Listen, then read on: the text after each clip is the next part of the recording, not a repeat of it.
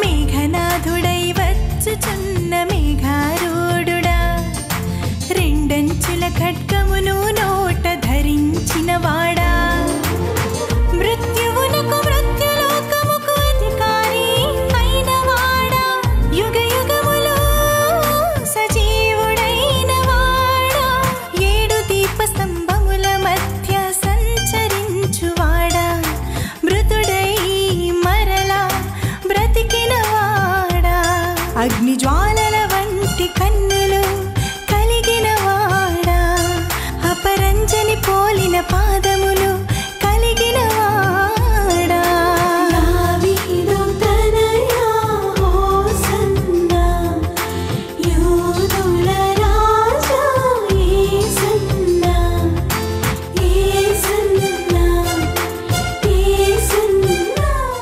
యేసు నామంలో మీకు శుభములు సమృద్ధిగా కలుగునుగాక. మధురం నీ వాక్యం అనే కార్యక్రమానికి స్వాగతం. తపస్కాల సందేశంలో 16వ అంశంగా ఈరోజు మనం తపస్కాలము మౌనకాలం, మౌనంగా ఉండే కాలము అనే అంశాన్ని మనం ధ్యానించుకుందామండి.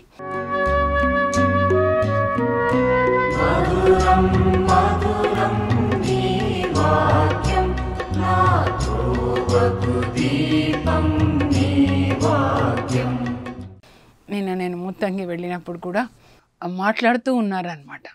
సో వాళ్ళకి చెప్పాను, వడకానికి వస్తారు కదండి, చాలా మంచిది అనమాట. నేను చెప్పాను, అన్నం తినకపోవడమే కాదు, మీరు ముందు నోటికి మౌనంగా ఉండండి. మనం మౌనంగా ఉన్నప్పుడు దేవుడు మన విషయంలో ఆయన అద్భుత కార్యం చేస్తాడండి. మౌనం అంటే నోటికి మౌనం అని కాదండి. నేను చెప్తాను. నిన్న రాత్రి ఒక సోదరి నాకు ఫోన్ చేశారనమాట. చేసి ఇలా మోసం జరిగింది, మా ఇల్లు అమ్మి వచ్చిన డబ్బు నా భర్త వాళ్ళ చెల్లి కొడుక్కి 94 లక్షలు వడ్డీ కోసము అని ఇచ్చారు. ఇంకా ఆయన బిజినెస్ చేస్తానని చెప్పి ఒకసారి 2 సార్లు వడ్డీ ఇచ్చేసి అసలే ఇవ్వలేదు అని చెప్పి. ఇది ఎందుకు చెప్తున్నా అంటే, ఆ అమ్మాయి ఫోన్ చేస్తూ ఉంది, అమ్మ ఇప్పుడు లేదు, నాన్న చనిపోయాడు, అమ్మ వాళ్ళ ఇల్లు, నాకు ఇచ్చిన ఇల్లు ఒక్కతే కూతురు అనమాట, ఆ ఇల్లు అమ్మేసి వచ్చిన డబ్బు బ్యాంక్లో వేసుకొని ఇంకా దాంతో మేము బ్రతుకుదాము, బ్యాంక్లోంచి డబ్బు వస్తుంది కదా వడ్డీ ఇంట్రెస్ట్ అని. అయితే మా హస్బెండ్ ఇలా చేశారు, వాళ్ళ చెల్లి వాళ్ళ కొడుక్కి అట్లా ఇస్తే ఇలా అయిపోయింది. ఇంకా అప్పుడు అందరూ ఊరి వాళ్ళందరూ ఇంకా ఆయనను పట్టుకొని అలా చేయకూడదు, తప్పు కదా అని చెప్పి మేనమామ డబ్బు అని అంటే వాళ్ళకి ఏదో 2 ఎకరాలు ఉంటే ఇచ్చి రాసిచ్చారు. ఇంకా ఆ తర్వాత వీళ్ళు మరి ఏమేం చేశారో అక్కడ హ్యూమన్ రైట్స్ ఆమె వచ్చిందంట, మీరు భయపడొద్దు నేను హెల్ప్ చేస్తానని ఆ 2 ఎకరాల పొలం రాసిచ్చిన కాగితాలు తీసుకొని వెళ్ళింది. అప్పుడు ఇంకా ఆమెను అడిగితే చాలా తిడుతున్నారండి. అలా తర్వాత తనేమో ఇంకా ఇలా మీడియాలో ఇచ్చేసింది, ఇలా చేస్తుంది ఇలా చేస్తుంది అంటే, మేము కూడా మీడియాలోనికి వెళ్ళామా, మేము కూడా చెయ్యమా అంటే నేను అన్నాను, వద్దమ్మా, మీరు దేవుని నమ్మండి, మౌనంగా ఉండండి. మౌనంగా ఉండంటే మీరు ఇలా మీడియా దగ్గరికి వెళ్ళడము, వాళ్ళ దగ్గరికి వెళ్ళడము, రచ్చ చేయడం కాకుండా దేవుని నమ్ముకొని దేవుని సన్నిధిలో అమ్మ కీర్తనలు అన్నీ చదువు, ప్రభా నువ్వే న్యాయాధిపతివి, యేసయ్య నువ్వు అడ్వకేట్ నా పక్షాన, మీరు మా కేసుని మీరు వాదించండి అని దేవుణ్ణి స్తుతిస్తూ ఉండమ్మా. ఆమె చాలా బూతు మాటలు తిడుతుందా అంటే నేను అన్నాను, మాత్రం ఒక్క మాట కూడా జారకు. దేవుడు మన పక్షాన యుద్ధం చేయాలంటే మనం ఒక్క మాట కూడా జారకూడదండి. నాకు కూడా ఒక కష్టం వచ్చినప్పుడు ఒక 4-5 సంవత్సరాల క్రితం నేను ఎప్పుడు ఏ కష్టం వచ్చినా బైబిల్ తీసి ప్రభా నువ్వేమంటావు నేనేం చేయాలని అడుగుతానండి. ఎవరి దగ్గర పరిగెత్తను ఇంకా, ఎందుకంటే ఎవరు కూడా సహాయం ఎవరు చేస్తారండి మనకి. ఒకరోజు వాళ్ళ ఇంటికి వెళ్తే ఓదారుస్తారు, 4 మాటలు మాట్లాడతారు, తర్వాత వెనకాల ఇంకేదో మాట్లాడుకుంటారు, ఇలా జరిగింది అని 10 మందికి చెప్తారు, కానీ సహాయం చేసేది ఆయనే. సో బైబిల్ తీసినప్పుడు 46వ కీర్తన 10వ వచనం దేవుడు నాతో మాట్లాడారండి. ఇంగ్లీష్లో చదివన్నమాట. Be still and know that I'm your God. మన దాంట్లో సరిగ్గా లేదు కానీ ట్రాన్స్లేషన్లో be still and know that I'm your God అంటే మీరు మౌనంగా ఉండి నేను దేవుడను, సర్వశక్తిమంతుడను, సార్వభౌముడను, అన్నిటి మీద అధికారాన్ని కలిగి ఉన్నవాడను, నేను న్యాయాధిపతి అయిన దేవుడను, న్యాయం జరిగించువాడను అని నన్ను నమ్ముకొని మీరు నా సన్నిధిలో ఉండండి, అప్పుడు నేను మీకు న్యాయం చేస్తాను అంటారనమాట. ఒక్కటి కీర్తన 37 అండి, మీరు చదువుకోండి. అమ్మాయి కూడా అదే చెప్పాను అనమాట. ఎవరికైనా ఇలా వచ్చినప్పుడు మేమేం చేయాలి అని అంటే మీరు ఆ దేవుని స్తుతిస్తూ ఉండండి. నేను చెప్తున్నాను 96 ఆ మధ్యలో మేము వరంగల్, మాది మా అన్నయ్య ద్వారా అనమాట కొనుక్కోండి ఇక్కడ అంటే, అసలు మేము ఇక్కడ హైదరాబాద్లో నేనైతే టీచర్, నాకు ఇంకా వేరే జ్ఞానం లేదండి. టీచింగ్ చేస్తాను, ఇప్పుడేమో బైబిల్ చెప్తాను, ఈ లోక జ్ఞానం తెలీదు. కొన్నాము, అన్నయ్య కొనండి అంటే తర్వాత మేము చూసుకోవాలి, మా హస్బెండ్ కూడా వెళ్ళి చూడలేదు, అసలు పద్ధతి ఏంటి అని అప్పుడు మాకు తెలీదు. మనం లీగల్ డాక్యుమెంట్స్ ఎలా ఉండాలి అనేది చాలా ముఖ్యమండి. ఈ రోజులలో సొంత తండ్రి కొడుకులైనా కూడా నమ్మడానికి లేదు. ప్రతి చిన్న విషయంలో లీగల్గా మనం ప్రొసీడ్ కావాలన్నమాట. ఇంకా మేము కొన్నాం కదా, వాళ్ళ అన్నయ్య వాళ్ళు అనమాట, అన్నయ్య కూడా లేడు, అన్నయ్య పిల్లలు ఇది మాది అని. ఎందుకంటే 2010 అంటే దాదాపు ఎన్ని సంవత్సరాలండి, 14 సంవత్సరాలు, అప్పటికి ధర వచ్చిందనమాట. మేము కొన్నప్పుడు అది బీడు, అసలు దానికి ఏం పెద్ద విలువ లేదనమాట. ఆ రిక్షా తొక్కుని ఆయన వచ్చి కొనుక్కోండి అంటే కొన్నాం అన్నయ్య ద్వారా, అసలు ఎవరో మాకు తెలియదు. ఇంకా అప్పుడు వాళ్ళ అన్నయ్య పిల్లలు అనమాట, ఎవరి దగ్గర కొన్న అన్నయ్య పిల్లలు ఇది మాది అని ఆక్రమించుకొని ఇంకా దాన్ని అమ్ముతూ ఉన్నారనమాట. అప్పుడు మేము కోర్టులో కేసు వేసామండి 2010లో చెప్తున్నాను. ఇంకా నేను దేవా ఏదో నేను టీచర్గా పనిచేసి ఆ డబ్బులు తీసుకెళ్ళి ఇచ్చాం, అవన్నీ పేపర్స్ ఇంకా ఉన్నాయి, అప్పటికి కూడా వాళ్ళు సైన్ చేసింది అవన్నీ కూడా ఉన్నాయి. ఇలా నేను చెప్తున్నానండి, మీరు ఇలా ఇతరులది మోసగించి డబ్బు తీసుకొని మీ పిల్లల పెళ్ళిళ్ళు చేసినా అవి నిలబడవండి, శాపం వచ్చేస్తుంది అనమాట. ఒకరి కన్నీళ్ళు మీకు తగలకూడదు. 1వ రాజుల గ్రంథం 21లో అక్కడ అహబ్ రాజు చిన్న నాబోతు, చిన్న ద్రాక్ష తోట అండి, 1 ఎకరం 2 ఎకరాలు, చిన్న రైతు. కానీ ఆ అహబ్ రాజు భార్య ఆయనను చంపించి, ఎందుకంటే రాజు భార్య రాణి అనమాట, ఆయనను చంపించి ఆ ద్రాక్ష తోటని ఆక్రమించుకుంటుంది అనమాట. ఎవరు మాట్లాడరు, అందరికీ తెలుసు కానీ ఎవరు మాట్లాడరు, అంత భయం అనమాట ఆ జెజబెల్ అంటే.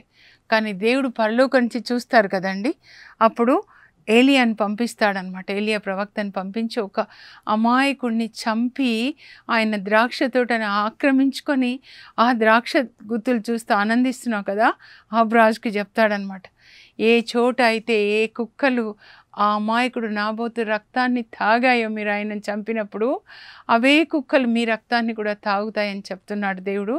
అంతేకాదు, ఇక నుంచి మీ కుటుంబంలో ఎవరైనా పొలంలో చనిపోతే రాబందులు పీక్కొని తింటాయి, ఇంట్లో చనిపోతే అంటే పట్టణంలో చనిపోతే మీ పిల్లలు కుక్కలు పీక్కొని తింటాయి అని చెప్పి మొత్తం మీ వంశాన్ని నాశనం చేయాలని దేవుడు నిర్ణయించాడు. మీ వంశంలో ఒక్కరు కూడా మిగలరు, ఒక్క మగ పురుగు కూడా మిగలదు అని దేవుడు చెప్తారండి. అలాగే జరుగుతుందండి, అలాగే చేస్తాడు.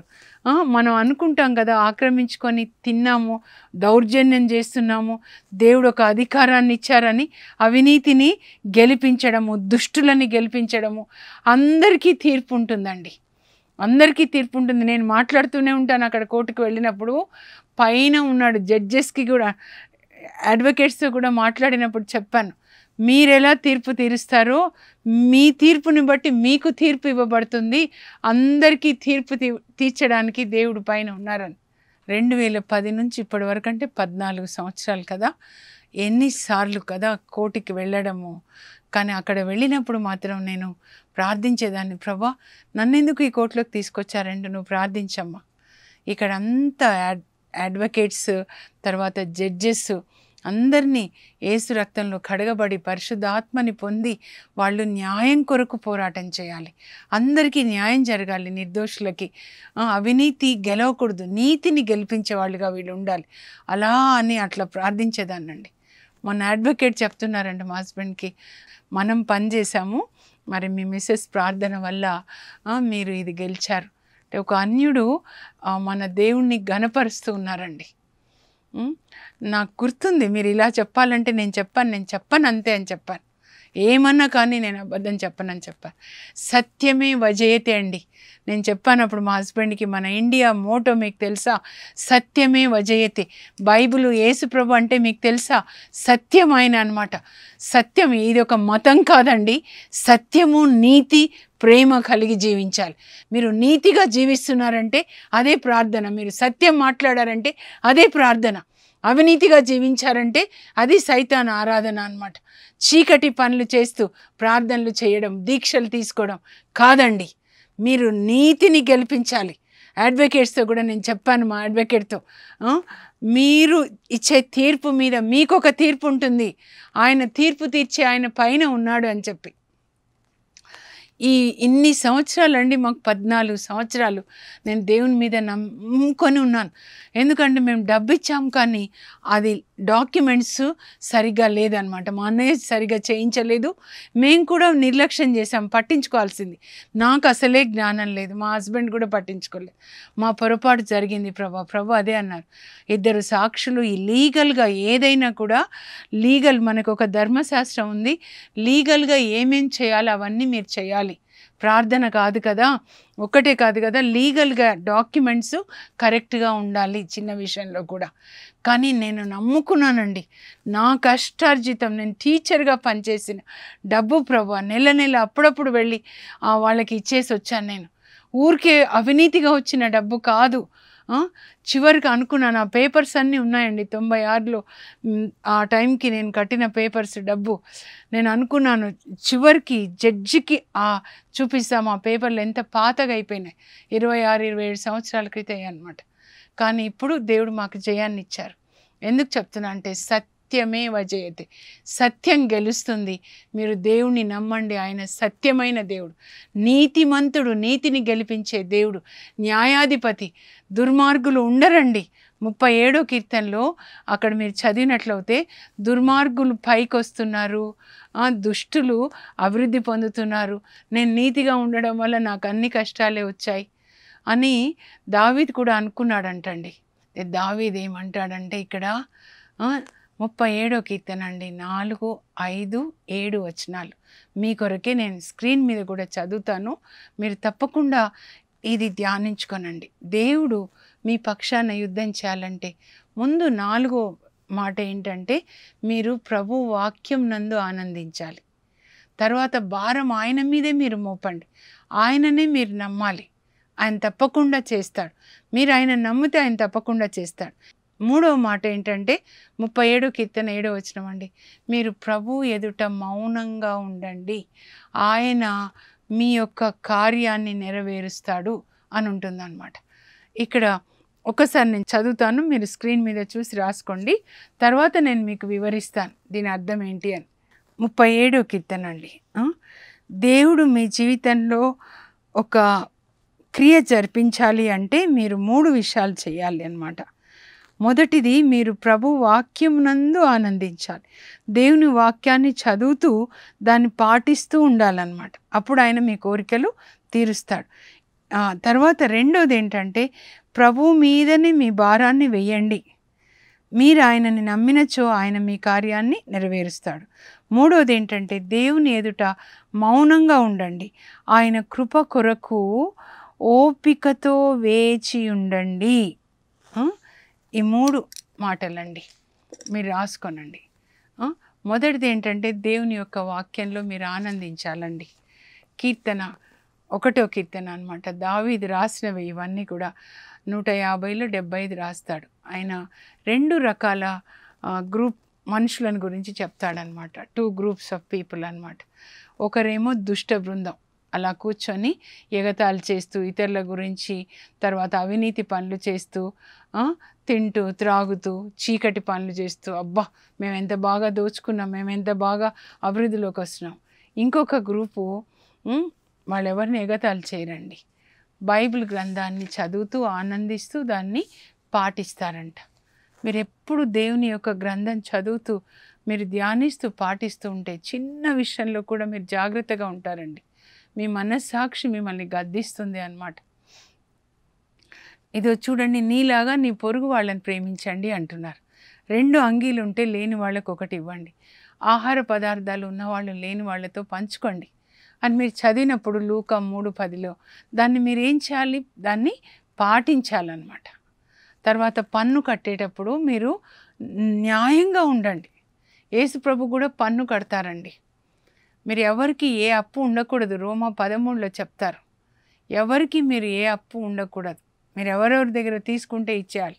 అప్పు పన్ను కట్టాలి అంటే పన్ను కట్టాలండి. దేశానికి కట్టేది దేశానికి, దేవాలయానికి కట్టేది దేవాలయానికి. యేసు ప్రభు దగ్గర వచ్చి నాణ్యం చూపించి చక్రవర్తికి పన్ను కట్టాలా, కరెక్టా, కట్టొచ్చా అని అడిగితే చూస్తారు. ఆ నాణ్యం ఇవ్వండి అంటే దాని మీద ఎవరి పేరు ఉంది అంటే చక్రవర్తి. చక్రవర్తికి కట్టేది చక్రవర్తికి కట్టండి, దేవాలయాన్ని కట్టేది దేవాలయాన్ని కట్టండి. అంటే పన్ను ఎవరికి ఏది కట్టాలో మీరు కట్టాలి. అదే చెప్తున్నారనమాట. ప్రతి ఒక్కటి మీరు బైబిల్ చదివితే మీరు ఎవరికైనా పేదవాళ్ళకి అప్పు ఇచ్చినప్పుడు వడ్డీ తీసుకోవద్దు. నిర్గమకాండం 22-25లో ఉంటుంది అనమాట. తర్వాత మనం ఎవరికి ఏ అప్పు, మీరు ఎవరికి ఏది అప్పు ఉండొద్దు. ఒకే ఒక అప్పు ఏంటంటే మీరు ప్రేమ కలిగి జీవించడం అన్నమాట. రోమా 13:10లో చెప్తారండి, ప్రేమ కలిగి జీవించుట ధర్మశాస్త్రమును నెరవేర్చుట. మీరు ప్రేమగా జీవించారనుకోండి, మీరు ఈ బైబిల్ అంతా చదవకపోయినా పర్వాలేదన్నమాట.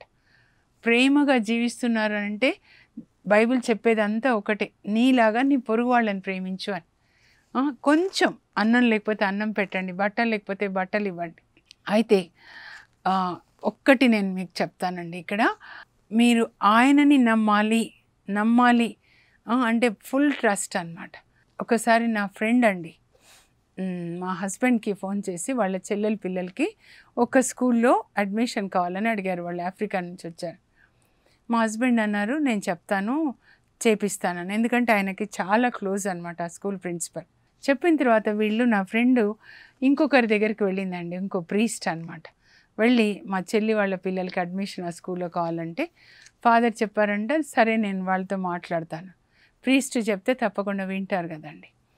అప్పుడు ఆ ప్రీస్ట్ కూడా చెప్పారంట. సో మా హస్బెండ్ చెప్పే లోపల ఆ ప్రీస్ట్ చెప్పారనమాట. ఈయన ఫోన్ చేసి ఇలా మరి ఆఫ్రికా నుంచి వచ్చారు, అడ్మిషన్ కావాలి అంటే ఆ ఫాదర్ కూడా చెప్పారు, తప్పకుండా ఇస్తానని మా హస్బెండ్కి చెప్పారంట. అప్పుడు ఆయన కొంచెం బాధపడ్డారు. నేను ఇప్పిస్తాను నా ఫ్రెండ్ అని చెప్పిన తర్వాత మళ్ళా ఇంకొకరి దగ్గరికి వెళ్ళి అడిగారు. అంటే నా మీద నమ్మకం లేనట్లే కదా. మనము దేవుడు చేస్తారు అన్నప్పుడు వీళ్ళ దగ్గరికి వెళ్ళి మీరు ప్రేయర్ చేయమంటే పర్వాలేదు. మంత్రగాళ్ళ దగ్గరికి వెళ్ళడం, ఇంతమంది దగ్గర జీసస్ కూడా నన్ను అడుగుతారండి కొన్నిసార్లు, ఏమా నువ్వు నా బిడ్డ కదా, నా ప్రియమైన బిడ్డ, నా వధువు అంటారు యేసు.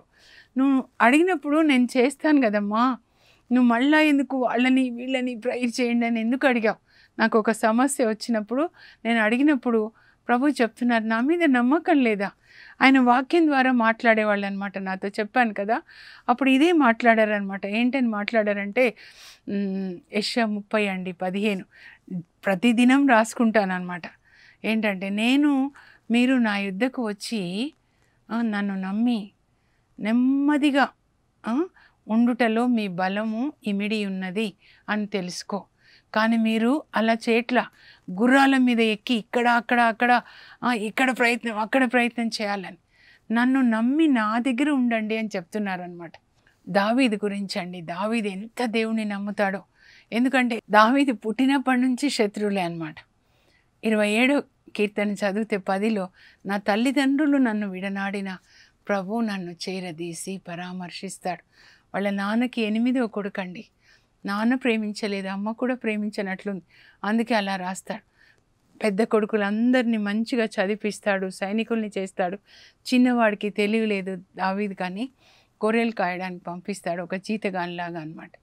వాళ్ళు నన్ను ప్రేమించకపోయినా నా ప్రభువు నన్ను ప్రేమిస్తారు అని చాలా ప్రార్థనలు అండి దేవునితో. ఎట్లాంటి ప్రార్థన అంటే, ఆ తర్వాత 17 సంవత్సరాల తర్వాత గోలియాతుని చంపి అప్పుడు సౌలు దగ్గర సైన్యాధికారిగా చేరుతాడు. కానీ ఒకసారి వాళ్ళు యుద్ధం నుంచి తిరిగి వస్తుంటే స్త్రీలు వాళ్ళకి ఎదురొచ్చి హారతిస్తూ, సౌలు 1000 మందిని చంపాడు కానీ దావీదు 10,000 మందిని చంపాడు అని వాళ్ళు పాట పాడినప్పుడు సౌలు అసూయ వస్తుంది. నేను రాజు, ఈయన నా క్రింద పనిచేసి ఆయన నన్ను తగ్గించి ఈయనను హెచ్చించారు. అప్పటి నుంచి ఇంకా దావీదుని చంపాలనుకుంటాడు. ఆయనకి ఇంకా దుష్టాత్మ వస్తుంది. కూతుర్నిచ్చి పెళ్లి చేసి అల్లుడిని చేసుకొని ఆయనను చంపాలనుకుంటాడండి. ఇంకా అది భరించలేక దావీదు ఇజ్రాయెల్ దేశంలో ఉంటే ఇంకా నేను బ్రతకలేనని ప్రక్కన ఫిలిస్తీయ దేశానికి వెళ్తాడండి. అక్కడ ఫిలిస్తీయ రాజుకి ఈయన గురించి తెలుసు. దావీదు ఎక్కడ యుద్ధానికి వెళ్తే దావీదే గెలుస్తాడని. అయ్యా నాకు కొంచెం ఆశ్రయం ఇవ్వండి అని రాజును అడిగితే రాజు ఆ ఫిలిస్తీయ రాజు సిక్లాగ్ పట్టణాన్ని ఇస్తాడనమాట. అప్పటికే దావీదు గుహల్లో ఉండి అక్కడుండి ఇక్కడుండి పారిపోయి వచ్చిన వాళ్ళందరూ యజమానుల దగ్గర పారిపోయి వచ్చిన వాళ్ళు అందరూ ఒక 600 మంది ఈయనకి ఫాలోవర్స్ ఉంటారనమాట.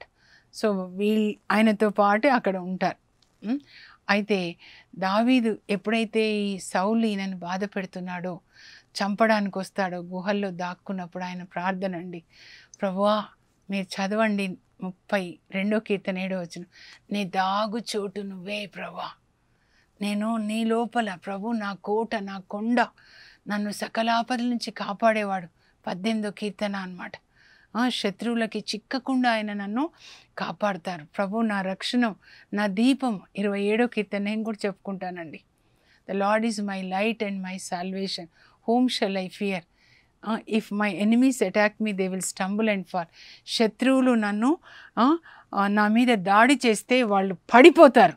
ఈ మాట మీరు చెప్పాలి. ఎందుకంటే దుష్టాత్మలు ఎవరు మన మీద దాడి చేస్తే అవన్నీ కుప్పకూలి పడిపోతాయి అన్నప్పుడు అది జరుగుతుంది అన్నమాట. నేను ఇలాగే ప్రార్థన చేస్తాను. 35వ కీర్తన, నాతో పోరాడు వారితో నువ్వు పోరాడు ప్రభా, నన్ను వెన్నాడు వారి మీదకి నీ డాలు తీసుకొనిరా ప్రభా, నువ్వు ఖడ్గం తీసుకొనిరా, నీ దూతలు నా శత్రువులని తరిమి తరిమి కొట్టుదురుగాక. అప్పుడు శత్రువులు పారిపోతూ చీకటి త్రోవన పడి జారిపడి మరలా లేవకుందురుగాక. వాళ్ళు తవ్విన గోతిలో వాళ్ళే పడుదురుగాక. శత్రువులు మన మీద ఏ కుట్రలు పన్నుతే దేవుడు ఆ కుట్రల్లోనే వాళ్ళని పట్టుకొనును గాక. హమాన్ కుట్రలు పన్నుతాడు కదండి ఎస్తేర్ గ్రంథంలో యూదుల్ని చంపాలని. ఆ తర్వాత మోర్డెకాయి కోసం ఉరి కమ్మం తయారు చేస్తాడు. చివరికి ఆయన తయారు చేసిన ఉరి కమ్మంలో ఆయననే రాజు ఉరి వేస్తాడనమాట. కనుక మనకి రక్షణ కావాలండి దుష్ట శక్తుల నుంచి, దుష్టుల నుంచి అన్నమాట. నేను కూడా ఎక్కువ ఇలాంటి ప్రార్థన ప్రభు చెప్తారు. మరి అందుకే నీ దూతల్ని పంపించు ప్రభు అని. దావీదు ప్రార్థనలన్నీ మౌనంగా 131వ కీర్తన చెప్తానండి. దావీదు ఈ సౌలు సైన్యంతో వస్తాడు, సైన్యాన్ని పంపిస్తాడు, ఎక్కడ కనబడితే దావీదుని పట్టుకోవాలి, చంపాలని. అప్పుడు దావీదు ఒక గుహలో కూడా దాక్కుంటాడు. 131వ కీర్తనలో ఏమంటాడంటే, పాలు త్రాగిన పసిబిడ్డ తల్లి గుండెల మీద ఎలా నెమ్మదిగా నిమ్మలంగా ప్రశాంతంగా ఉంటుందో నేను అలా నా దేవుని గుండెల మీద ఆనుకొని ఉంటాను. ఇంకా నాకు అంతుబట్టని విషయాలతో నేను సతమతం కాను. ఇది అండి ఇప్పుడు మనం చేయాల్సిందనమాట. మనం ఇలా ఉండాలి. ఒకసారి దావీదు చెప్తాను, 1 సమూయేలు 30వ అధ్యాయం అన్నమాట. ఇంకా దావీదు అతని అనుచరులు ఇజ్రాయెల్ దేశంలో ఉండకుండా ఫిలిస్తీయ దేశంలో ఆ రాజు వాళ్ళకి సిక్లాగ్ పట్టణం ఇస్తాడు కదండి, అక్కడ ఉంటారనమాట. ఒకసారి వీళ్ళు వేరే చోట యుద్ధానికి వెళ్ళి వచ్చేసరికి అమాలేకీలు వచ్చేసి వీళ్ళందరినీ, దావీదు భార్యల్ని, తర్వాత 600 మంది ఆయన అనుచరు భార్య పిల్లల్ని దోచుకొని వెళ్ళిపోతారు.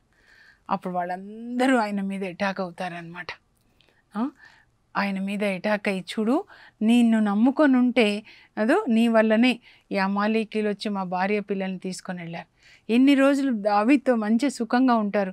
దావీదుకి కష్టం రాగానే వాళ్ళు కూడా దావీదుని చంపాలనుకున్నప్పుడు యావే దేవుడు ఆయనని బలపరిచారంట. ఆయనే దేవునిలో తనను తాను బలపరుచుకుంటాడంట. 1 సమూయేలు 36లో ఉంటుంది అనమాట. నా దేవుడు నా దాగు చోటు, నా డాలు, ఆయన నన్ను ఆపద నుంచి కాపాడుతారు, నా కొండ నా కోట. ఎందుకంటే వీళ్ళు కూడా 600 మంది తన ఫాలోవర్స్ కూడా తనని చంపాలనుకున్నప్పుడు ఆయన అలా చేస్తాడు. ఒక్కొక్కసారి మన పరిస్థితి ఏంటంటే మన సొంత వాళ్ళే మన మీద అటాక్ చేస్తారండి. అప్పుడు మనకి ఒకే ఒకరు ఆధారం, యేసే ఆధారం, నీవే యేసు. నేను ఎప్పుడు అలాగే అనుకుంటాను, ఇంకెవ్వరి మీద కాదు, నేను నిన్నే నమ్ముకున్నాను ప్రభా అని. అప్పుడు దావీదు దగ్గర ఒక యాజకుడు అబ్యాతారు ఉంటారండి. దావీదు అప్పుడు కూడా యాజకులన్న ప్రవక్తలను అడుగుతాడు, మేము యుద్ధానికి వెళ్ళి ఆ అమాలేకుల్ని పట్టుకొని మా ప్రజల్ని మళ్ళీ తెచ్చుకోవచ్చా? ప్రభా నువ్వు నాకు జయమిస్తావంటే వెళ్ళు, వాళ్ళందరినీ నువ్వు విడిపిస్తావు. అప్పుడు వాళ్ళు వెళ్తారండి. వెళ్తూ ఉంటే చూడండి దేవుడు ఎట్లా సాయం చేస్తారంటే, ప్రభా మాకు సాయం చేయండి అంటే వాళ్ళు అలా వెళ్తూ ఉంటారు. కానీ ఎక్కడ వెళ్ళాలి, ఎక్కడికి వెళ్ళిపోయారు ఈ అమాలేకీయులు అని. అప్పుడు దారిలో ఒక ఆయన జబ్బుతో అలా పడిపోయి ఉంటాడండి. అలసి సొలసిపోయి ఆహారం లేకుండా 2 రోజులు జబ్బుతో ఉంటాడు. ఆయన ఒక ఐగుప్తీయుడు అనమాట. అప్పుడు దావీదు చూసి ఆయనకి ఆహారం ఇచ్చి ఆయనకి మళ్ళీ నీళ్ళు ఇచ్చి అప్పుడు మంచిగా అయిపోయిన తర్వాత, ఎవరయ్యా నువ్వంటే, నేను అమాలేకీయులు మా యజమానుడికి నేను పనివాడిగా ఉన్నాను, మేము సిక్లాగు పట్టణాన్ని దోచుకొని వెళ్తూ ఉంటే నాకు రోగం వచ్చిందని నన్ను ఇక్కడ పడేసి వెళ్ళిపోయాడు. చూడండి ఎట్లాంటి మనుషులు. అయితే ఎక్కడికి వెళ్ళిపోయారో తెలుసా అంటే, నాకు తెలుసు నేను చూపిస్తా అంటాడు. అప్పుడు చూపిస్తారు. అక్కడ వాళ్ళు వెళ్ళేసరికి అమాలేకీయులు వీళ్ళదంతా దోచుకున్నారు కదా, తిని త్రాగి తందనాలు ఆడుతూ ఉన్నారంట. ఇంకా త్రాగి ఉన్నారంటే ఎంత ఈజీ చూడండి. ఎవరినైనా చంపాలంటే సైతాన్ కూడా ముందు తాగిపించి తర్వాత చంపుతుంది అనమాట. దావీదు కొడుకులతో కూడా అలాగే చేపిస్తుంది. అబ్షలోం వాళ్ళ అన్నయ్య అమ్నోన్ని తాగించి చంపించేస్తాడు. ఇంకా దావీదు వాళ్ళతో యుద్ధం చేసి ఇంకా వీళ్ళందరూ 600 మంది కదా, వాళ్ళ భార్య పిల్లల్ని, తన 2 భార్యలు అప్పటికే అందరినీ విడిపించుకొని తీసుకొని వస్తాడండి. ఎందుకంటే ఆయన దేవునిలో నెమ్మదిగా ఉంటాడు. ఇప్పుడు కోడి గుడ్లులోంచి పిల్ల రావాలంటే కోడి అట్లానే ఉండాలి, కదలకుండా 21 రోజులు కదా, అప్పుడు పిల్ల వస్తుంది. మీరు కూడా ఈ కోడి అంటే దేవుని యొక్క వాక్యం, పరిశుద్ధ ఆత్మ అన్నమాట. అలా ఉన్నప్పుడు మీరు నూతన వ్యక్తిగా మారుతారు. పక్షిరాజు చూడండి వృద్ధుడైపోయినప్పుడు అంట ఆ కొండల మీద సూర్యుని వైపే చూస్తూ అలాగే ఉంటాడంట 20 రోజులు. అప్పుడు పాత ఈకలన్నీ రాలిపోతాయంట. రాలిపోయి సూర్యుని కిరణాలు పడడం వల్ల అలాగే ఉంటాడు. ఇంకొక తన పక్షితో అంటే తన భార్య పక్షిరాజు ఉంటుంది కదా, రాణితో కూడా సంపర్కం లేకుండా అలాగే సూర్యుని వైపు చూస్తుంటే నూతన బలం వస్తుందంట, నూతన ఈకలు వస్తాయంట, ఇంకా పైకి ఎగురుతాడంట. కనుకనే యెషయా 30:41లో ప్రభువుని నమ్ముకున్న వాళ్ళు నూతన బలాన్ని పొంది పక్షిరాజులాగా రెక్కలు చాచి పైకి ఎగురుతారు, అలసట లేకుండా పరిగెత్తుతారు, బడలిక లేక నడక సాగిస్తారు. పక్షిరాజులాగా సూర్యుని వైపు అంటే యేసు ప్రభు నీతి సూర్యుడండి. అలా మనము దేవుని యొక్క వాక్యంలో దాచుకొని, కోడి పిల్లలు కూడా గుడ్లు కింద ఉంటాయి కదా వాళ్ళ అమ్మ కింద, అలాగే కోడి పిల్లలు అయిన తర్వాత కూడా రెక్కల క్రింద ఉంటాయి అన్నమాట. అప్పుడు గ్రద్ద నుంచి కాపాడబడతాయి. అలాగే మీరు కూడా మౌనంగా మోషే సినాయి పర్వతం మీద 40 దినాలు ఎట్లా గడిపాడో దేవుని వాక్యం వింటూ అలా ఉండండి, మీరు బలాన్ని పొందుతారు. అలాగే దేవుడు మీ పక్షాన యుద్ధం చేసి మీకు జయాన్ని ఇస్తారు. ప్రార్థన చేసుకుందాం. పరలోకపు మా తండ్రి, మీ పరిశుద్ధ నామమునకు స్తోత్రం కలుగునుగాక. ప్రభా, మీరు 37వ కీర్తనలో చెప్తున్నారు, ప్రభువునందు మీరు ఆనందించండి, మీ భారం ఆయన మీద మోపండి, ఆయన మీ పక్షాన యుద్ధం చేసి మీ కోరికలు తీరుస్తాడు. మీరు ప్రభు ఎదుట మౌనంగా ఉండండి, అప్పుడు ఆయన మీ పక్షాన యుద్ధం చేస్తాడు, ఆయన మీ కార్యాన్ని నెరవేరుస్తాడు అని వ్రాయబడింది. ప్రభా, మేము ఈ 40 దినాలు ఇక్కడ అక్కడ పరిగెత్తకుండా మోషేలాగా సినాయి పర్వతం మీద ప్రభా, మోషే మీ సన్నిధిలో మేఘంలో ఎట్లా ఉన్నాడో అలా మీ వాక్యాన్ని విన్నాడో, బలాన్ని పొందాడో ప్రభా, అలాగే మేము కూడా బలాన్ని పొందాలి. మోషే ఆ బలంతో తండ్రి 120 సంవత్సరాల వరకు ప్రజల్ని నడిపిస్తాడు. అలాంటి కృపని మాకు దయచేయండి. యేసు నామంలో అడుగుచున్నాం తండ్రి, ఆమెన్. ఇంకోటి కూడా చెప్పారండి, ఆపరేషన్ చేసేటప్పుడు లోపల డాక్టర్ క్యాన్సర్ గడ్డలు తీయాలంటే కదలకుండా ఉంటాం కదా, కనుక మనం కూడా ఈ 40 దినాలు కదలకుండా పక్షిరాజులాగా సూర్యుని వైపు చూసినట్లు వాక్యం చదువుతూ వాక్యాన్ని ధ్యానిస్తూ పాటిస్తూ ఉండండి. మీకు బలము, మీకు జయము కలుగుతుంది. God bless you. Have a blessed day. For information, please contact us. Our address, Mrs. Jacinta Rani, 214 Pavani Estates, near St. Anthony's High School, Himayat Nagar, Street number 8, Hyderabad 29.